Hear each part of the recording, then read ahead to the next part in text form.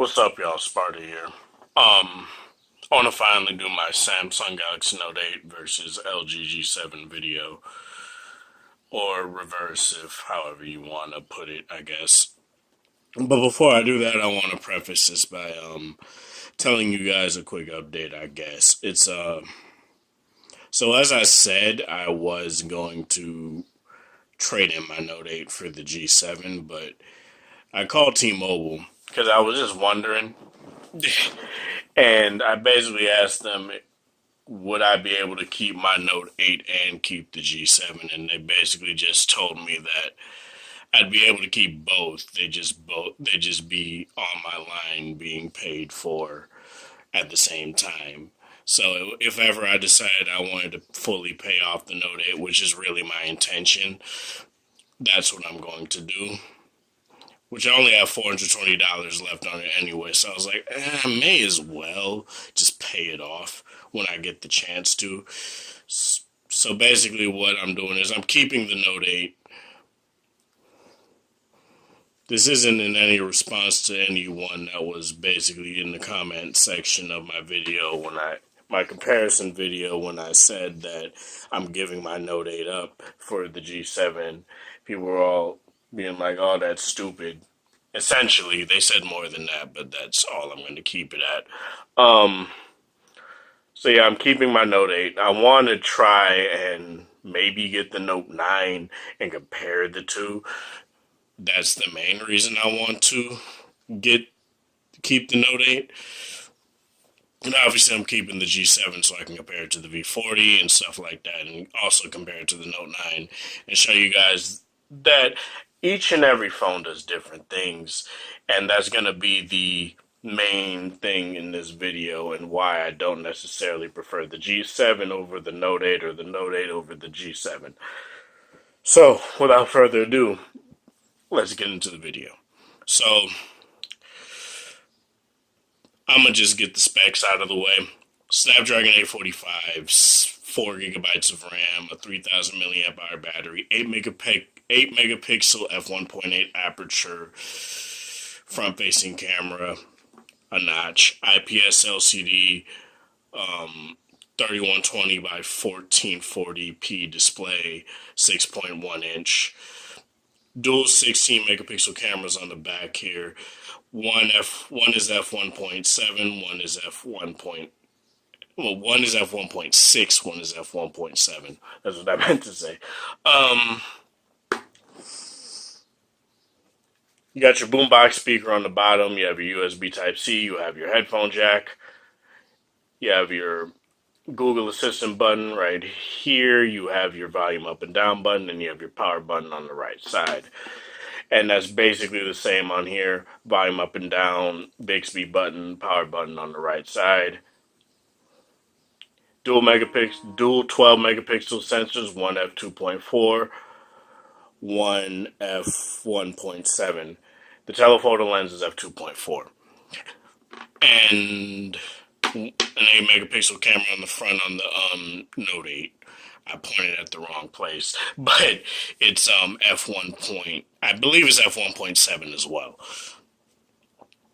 Super AMOLED display, the finest that not the finest right now, but one of the finest that Samsung has to offer.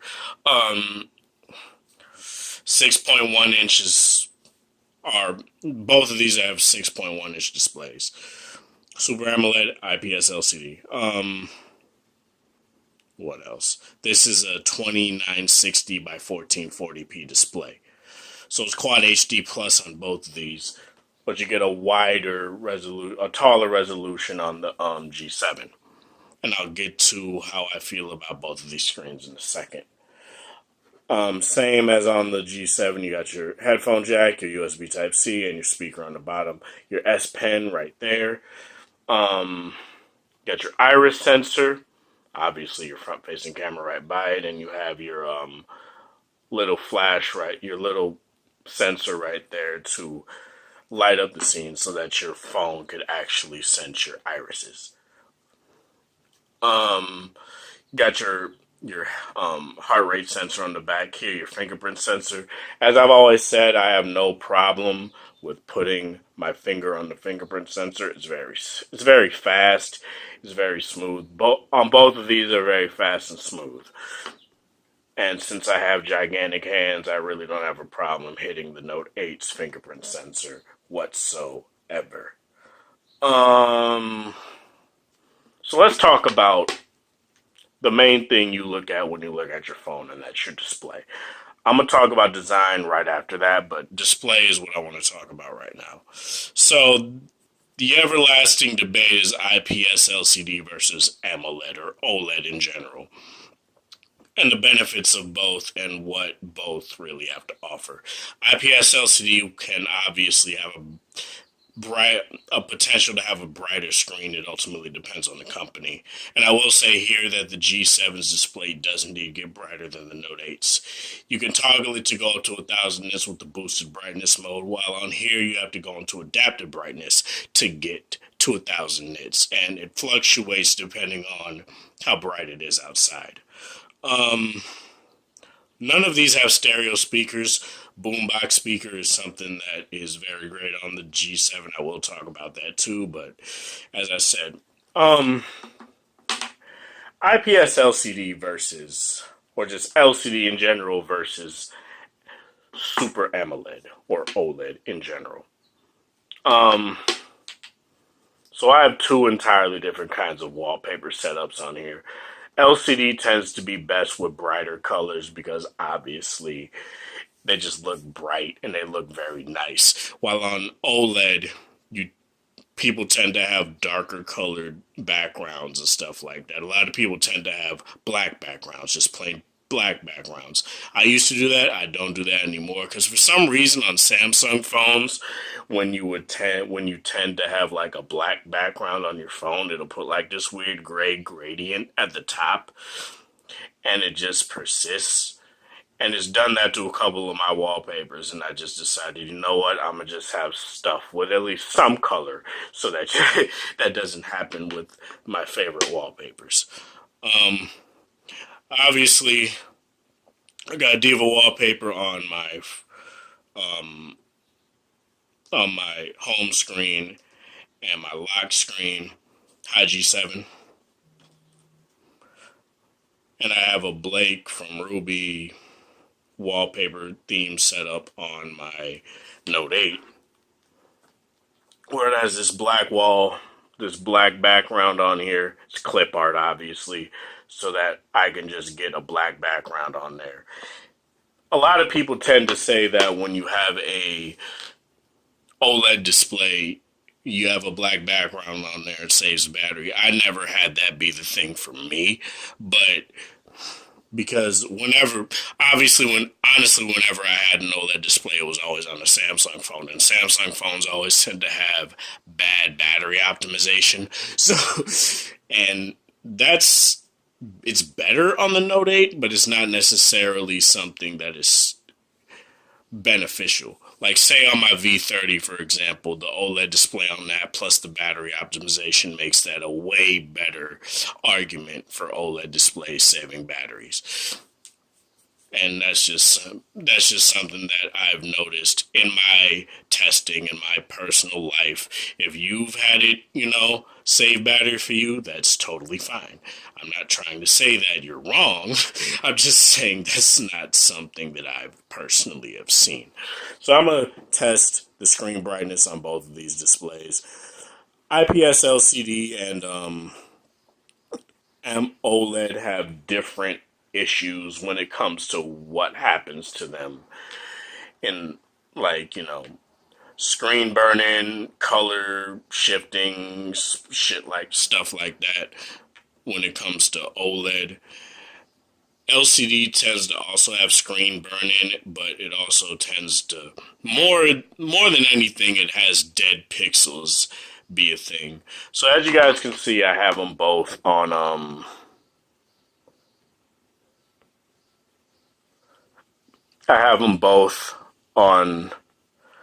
their peak brightness when it comes to what you can do by default, right?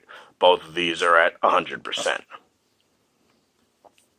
but I put the boosted brightness on the G7, and it's obvious. And as you guys can obviously, of course, I do that.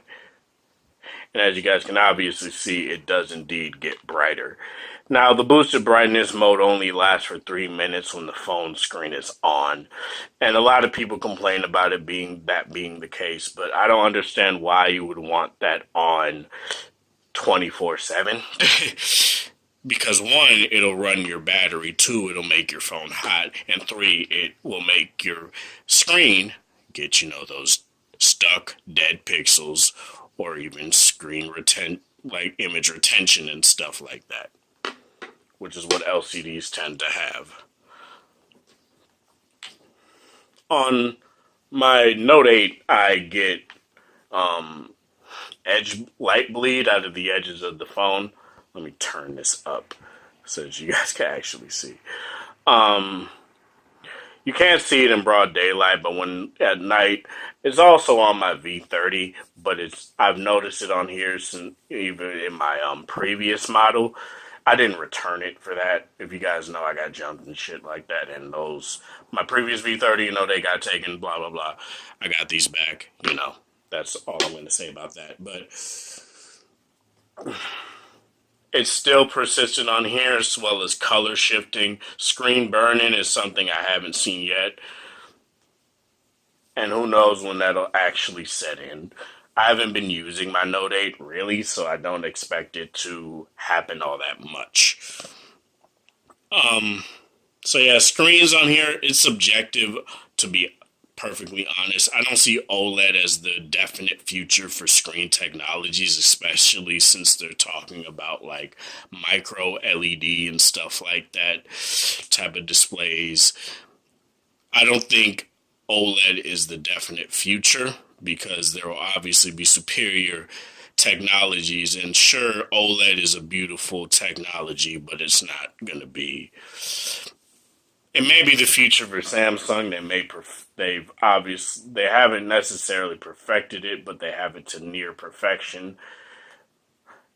But we'll see what happens when it comes to that. What else? Obviously, the G7 has a notch. As you can see, you can hide it in software. I personally don't do it. But as you guys can see, despite the fact that both of these have the same size display, the G7 is indeed a smaller phone. It's in a smaller footprint. And that's something that I've noticed a lot when it comes to LG phones compared to Samsung phones, especially when it comes to something like say the V30, for example. The V30, let me grab it here real quick. The V30 is a smaller phone compared to the Note 8 as well. And it has a 6-inch display. That just shows you that LG is indeed doing more to make it so that you get a taller display and a smaller footprint. And that's basically what 18 by 9 was basically designed to do for these phones when basically LG introduced it last year with the G6, and then Samsung came after that. But I'm not going to go on about that. Let's talk about just sheer performance. As I said in my LG V30 versus G7 video, the Snapdragon 835 is still a very good chip to use.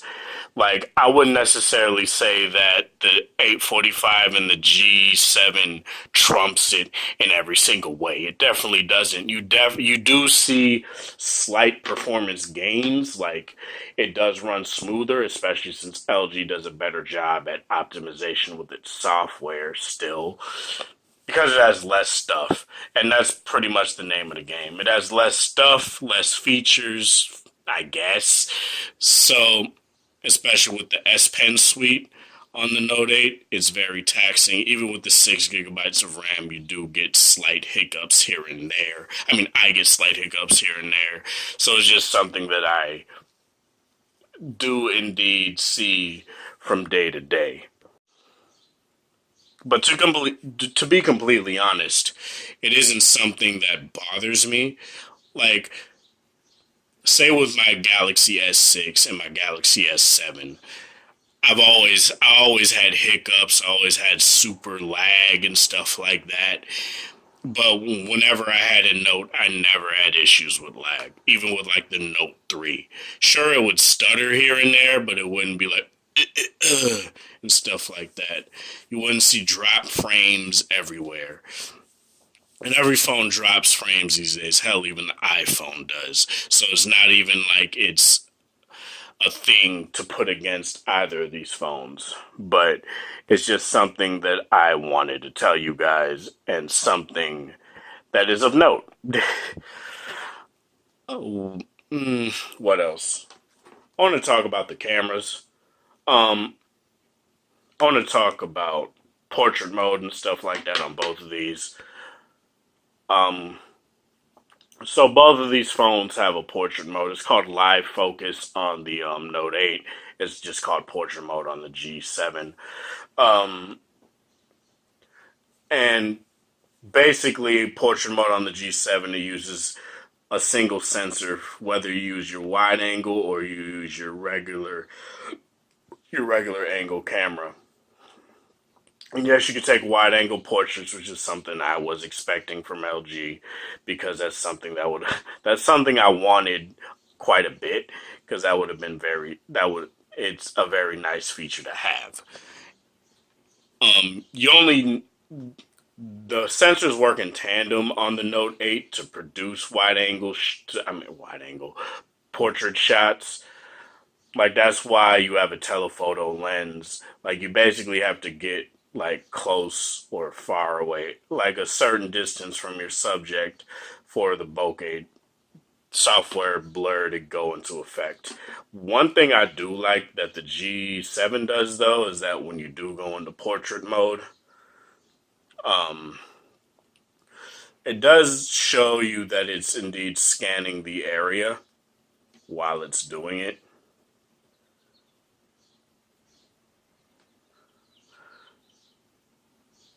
And it's just something that I noticed while like out on like out on the town, out doing my typical day to day. And for some reason, it's not necessarily working. Oh, there we go. You got to be pretty far for both of these,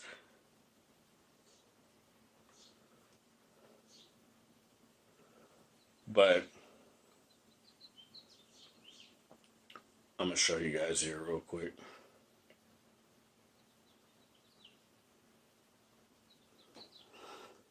As you guys can probably see here, I'm going to autofocus real quick. There's very little fringing. Like, it's very impressive what LG's doing. Like, it's not necessarily the most, like, creamy bokeh that goes into the portrait shots, but it's something that's very nice. It makes it so it's not necessarily super, like, prone to having, like,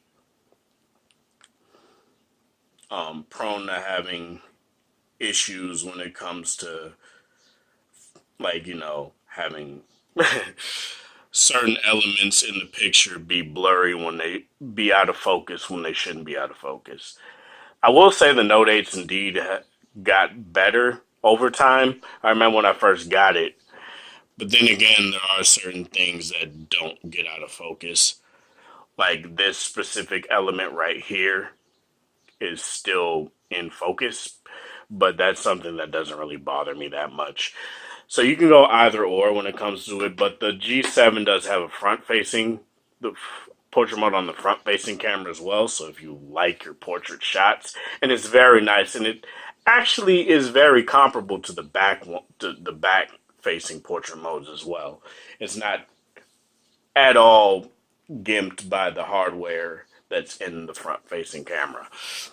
8 megapixels, like I said, and it's something that looks nice. And I've actually taken portrait shots, sent them to my girlfriend, and she loves them. Obviously, because she loves me, but uh, what else? I want to talk about audio. Audio is something that both phones. Okay, so both of them have a headphone jack. Both of them have a bottom firing speaker and stuff like that. Both of them get pretty loud.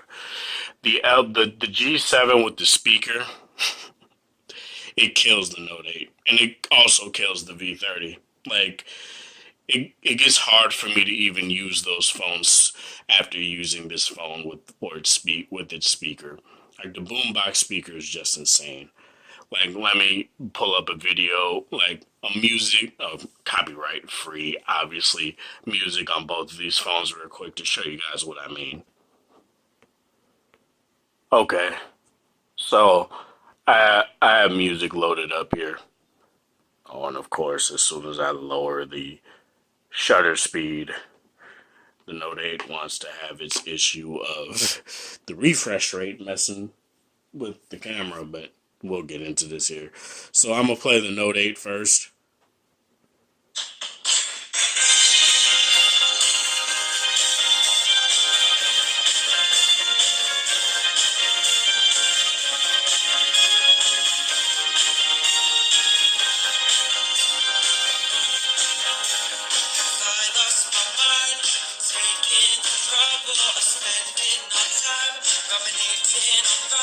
Okay, now let's play the G7.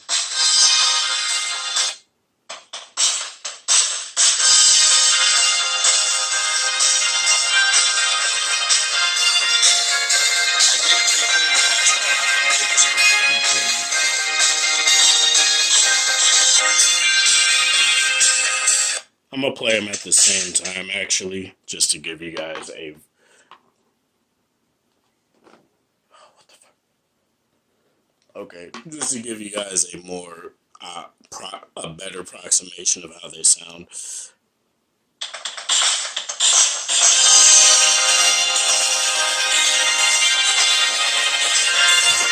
Now, obviously, they're not in sync, but what can I do?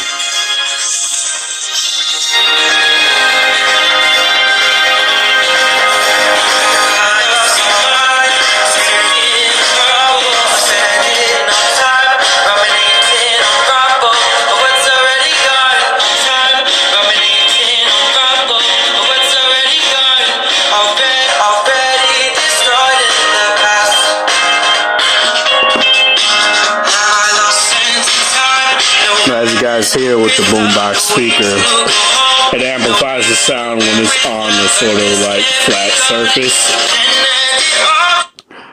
And as I've said in a lot of my previous videos, when it comes to the G7 speaker, it's second to no bottom firing speaker. It's just something that is very nice, and I like it a lot. And like I said, with the V40, I hope they put a front-facing speaker in, obviously, the receiver so that you can even get more sound out of it. And that would just be insane. Headphone performance, though. Both of these phones, okay, so I don't know if Samsung has some sort of hi-fi DAC in their Exynos variant of the Note 8. I have the Snapdragon 835 variant of the Note 8, so I can't necessarily say what an Exynos variant has. Both of these have like certain like software tricks to make them sound, to amplify the sound, but without using any of those and just going by, say, the hi-fi DAC in the what's included with the hi-fi quad DAC that's included in the G7 versus the Snapdragon 835's DAC that's in the Note 8, the G7 just trumps it in every single way. In clarity, in loudness, like in being able to use higher quality headphones with higher impedance. Like, even with the AKG headphones included with the Note 8, they sound better when used with the G7. And it's just something that I hope Samsung improves on when it comes to the Note 9. I'm not going to say I doubt they will, but I don't think they will. But I really do hope that they do, because that's just something that I would value in this Note 9, and it would make me enjoy using, like, I can't go to the Note 8 to for music at all unless it's like Bluetooth, and that's only when I'm like just coming off of work and I don't really care how my music sounds. um, so if you have any I'm able to power the Sennheiser HD 650s with the G7, the V30, the V20, even the V10, and it sounds nice, and it sounds even better. They sound the best. Oh God, they sound the best on the G7, ever so slightly. Like they sound a little bit better compared to the V30, but the V30 is still very competitive with the G7, and that's something that I like a lot. If you like I said in my last video, if you have a V30 and you're in it for the audio, you don't necessarily have to go to the G7 unless you really want that DTSX 3D surround sound that gives it a slight, even more oomph and even more, you know, punching weight, I guess. But it's not something that I would say go out and get the G7 now. Screw your V30, screw your V30. If you have that, go and get the G7 now. But if you value audio in any sort of way, corded audio, high quality audio, the Note 8 is not something that I would recommend. I would recommend G7, V30, G6 Plus even, because that has the hi-fi quad DAC in it too. But as far as that goes, audio is just something LG is now the king at. And that's something I'm happy that they're the king at something now. Aside from having a very robust manual mode suite. I will compare that for you guys here real quick. No, not that. I forget how to do it on. Okay, so on the G7 you have all these controls for your manual mode. It's basically similar to your V30. You have your white balance, your auto manual focus, your EV, your ISO, and your shutter speed, and you have your histogram. That's something you don't have on your Note 8. And I pressed and held the power button. You don't have that. Oh God, I'm really sorry for that. You have the same controls, and you do have the same. You have limited controls in your manual video mode. You only get your autofocus and your shutter speed, but that's something that is indeed in there, but it's not something that is as robust. You even got your graphy, which gives you basically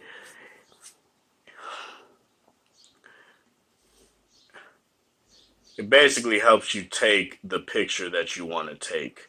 And it will give you tutorials, it will give you tips on what to adjust so you can get the best possible picture. And that's something that is very nice. Um, what else? Battery life. Battery life is something that a lot of people value on their phones, and I honestly don't blame them for that. If your phone doesn't last if your phone doesn't last throughout the day, what's the point of having it, right? Um, 3,300 milliamp hour battery on the Note 8, 3,000 milliamp hour battery on the G7. I will say right now, for my personal use, the G7 is very comparable to the Note 8 when it comes to streaming Bluetooth audio, even just like using corded headphones to listen to like podcasts, which is what I've had to do for the past few days because I left my headset at my new apartment, so I can't necessarily use those right now. It's very comparable, um, and that's something that I indeed wanted to let you guys know. That's what I mean by battery optimization is really what's key. Because despite the fact that this has an OLED display, I definitely notice that the fact that this battery dies quicker than my V30, my G7, even my V20. And my V20 doesn't even have a new battery in it. It has the same battery that I've had in it since I got the phone. So that's just something I wanted to tell you guys there. Quick Charge 3 point. I'm pretty sure since this has a Snapdragon 845, Snapdragon 835 in it, it can do Quick Charge 4.0. Snapdragon 845 in this can do this can do Quick Charge 4. I will get a Quick Charge 4 adapter so that I can test that. I'm gonna have to get the Razer phone adapter since that's pretty much the only one that I've seen that I actually trust. But yeah, that's all I'm really going to say on that. I will have a video out on that and test it compared to LG's charger that comes in the box and compared to Samsung's adaptive fast charger that goes off a Quick Charge 2.0 tech. Just to keep that in mind. So Samsung is pretty much giving you a slower, an even slower fast charger than their competitors, and that's something that I just don't understand. But honestly, it's whatever. They charge fast either way. And if you need to top up, both phones are very good when it comes to putting them on the charger. Like, like what Flossie Carter says, shit, shower, and shave. You go in, you basically do your business, and you come back. Like, I literally just did that now. I took a bath because my back was hurting, and I was probably in there for like 10, 15 minutes. Or maybe even longer than that. Both my V30 and my G7 was on the charger. They were both at around like 60% or something like that. I got back out, they were at 90. So that's something that I do indeed say is something that's very nice. What else? Um, Gaming. Gaming is something a lot of people do on their phones as well. And it's something I indeed do. Now, since I did plan on returning this phone, I deleted all the games, so I don't have any games on here. But I will say that I did use this phone a lot for gaming, playing games like Vainglory, a lot of MOBAs. I've been getting into MOBAs lately for some reason. Um, I play a lot of them on here too. And I will say that when it comes to thermals, when it comes to heat, both phones are very good at keeping cool. Obviously, it's not a good metric to use at the moment because it's very hot here in Minnesota. So I can't necessarily be like, yeah, they stay cool all day. They really don't because it's hot pretty much throughout my house right now. So that's something that I did indeed want to tell you guys. Gaming on these phones, you can't go wrong with either or. What I do like on the Note 8 a lot though is the fact that you have an in you have a built-in screen recorder in the phone so that if you want to just record gameplay, you just go right there and it'll start recording for you, and that's something that's very nice. And you can set it to not get any of your audio or get your audio. It's something that's very cool. And that's something I wish LG would do. But what I wish Samsung would do is have, you know, resolution and frame rate options. That's something the G7 and the V30 have. Like, it's not anything on the level of the Razer phone, but it does indeed give you that control. Say, if you want a lower resolution so that it will play smoother, you can do that. If you want a higher frame rate and higher resolution, you can do that. It's just something, and it actually toggles the in-game controls too. And it's something that's very cool that every phone should have, not just a dedicated gaming phone like the ROG phone or the Razer phone. And I like that LG is keeping that in mind. Samsung, get on that too. You have a game launcher, for Christ's sake. I don't understand why you don't have those kind of controls in there. Um, Other than that, that's pretty much it. Like I said, I can't necessarily say the G7 is better than the Note 8, the Note 8 is better than the G7. I love both of these phones at the moment. Um, when it comes to sheer design, a lot of people are saying, oh, the G7 is ugly and stuff like that. I don't get it. I think both phones look good in their own right, obviously without the fingerprint smudges. But I just like the color more on the G7. This raspberry rose is very nice. Not too pink and not too red. Not that I hate red, I actually love red. But if you want a phone, it also depends on, the size of your hands and stuff like that. If you want a phone that fits in your hand better, I'd get the G7. If you want a phone, if you don't care and you want that S Pen, S Pen Master Race, get the Note. That's something that just, if you prefer OLED, get the Note. If you don't really care, you can get the G7. Like, that's just something that I just want to tell you guys is that no reviewer's word is the last word. Your word is the last word. You basically watch reviewers so that you can get a good idea of what a phone can do. Not necessarily, oh, they say it's the best, so it's the best. No. Like MKBHD could sit there and say, oh, the OnePlus 6 is the best phone that came out this year. Oh, the Pixel 2 is the best phone that came out this year. The Pixel 3, yeah, that's going to have the best everything. And I still wouldn't care. I'll still get the V40. I'll still get the Note 9. And I'll say those phones are going to be my favorite phones of 2019. Bar none. And the G7 is going to be a runner-up to that. And I plan on keeping this phone for a while until I decide to give it to one of my friends or something. My friend wants this phone from me. And I'm not going to give it to him yet. Because I still got testing I want to do with this phone. I do long-term coverage, as you guys obviously know. Like my 3 months, 6 months, 9 months, a year later reviews and stuff like that. And I do plan on doing that with this phone.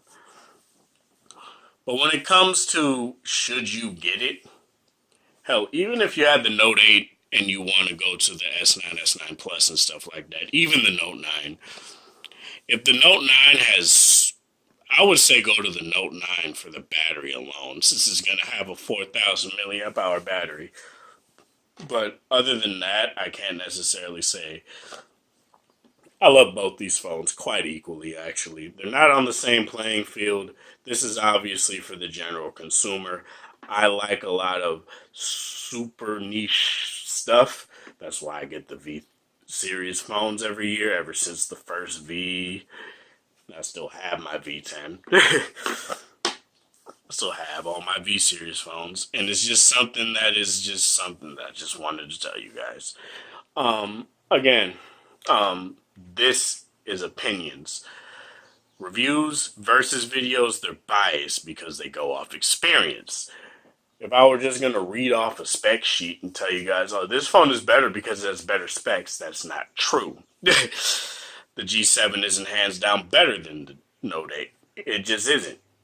It does things better, and the Note 8 does a lot of things as good as the G7. Because the 835 is still a very capable chipset, as I said. But without further ado, I'm going to end this video. It's a very long one. This is part of the thing, guys, for watching. Thanks for the support. Let me know what you guys think of this video. Do you have the Note 8? Do you have the G7? And it keeps unlocking because I keep saying G7. Oh, I forgot to actually, did it again. I forgot to talk about locking methods. So, fingerprint sensor on the back of both of these, obviously that. There's face detection on both of these. There's iris sensing on here. There's voice recognition on here. I will say when it comes to security and what you want secure, the G7 is a bit better because the iris sensing is great too. But no, they're on equal playing fields on that as well, to be completely honest. Because iris sensing is very secure. And honestly, voice detection is very secure too. Like, I can even be like, hi G7, and it won't do anything. But when I'm like, hi G7, it does it. And obviously it's me talking. So that's just something I wanted to show you guys. That doesn't want to work for me. Okay. And iris sensing works all the time. Even face detection on the G7, even in like a dimly lit area, it'll recognize my face, and that's something that's very cool too. But yeah, as I said, This is it for this review or versus video. This is part of the thing that's watching. Thanks for the support. Go down in the comment section below. Let me know what you guys think of both of these phones. Which phone are you gonna choose? Keep it civil, please. And like I said, this is entirely opinions. No opinion is necessarily wrong. No opinion is the fact. So yeah, that's it. Like this video if you like it, dislike it. If you dislike it, share it with people that are interested in either the Note 8 or the G7. If you're new to this channel, subscribe. Hit that subscribe button. Hit the notification bell icon to know when I upload my next video. And what else? That's it. This is Sparta. Thank you guys for watching. Thanks for the support again. Almost 500 subs. I really do appreciate that. And yeah, have a wonderful Thursday or whatever time or date is in your area. Have a good one.